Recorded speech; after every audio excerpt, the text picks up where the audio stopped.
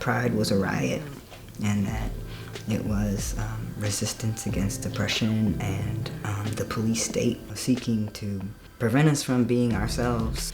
Pride is such a joyous celebration of that resistance. All of our various identities, marginalized or otherwise, just getting to show up with all of our complexities. We've come a long ways in the 50 years since the anniversary of the Stonewall Rebellion, but we also have a very long way to go, particularly for trans people of color, or whole segments of the LGBTQ population who live in poverty, who have to deal with various issues that I think that it's important to continue to raise during Pride. I think that there's such a strong queer community here that we can sometimes amazingly forget that we're on the margins, and it's a really beautiful experience. It's a privilege to be in a community that challenges each other in that way, that will have difficult transformative conversations and push each other and ourselves towards more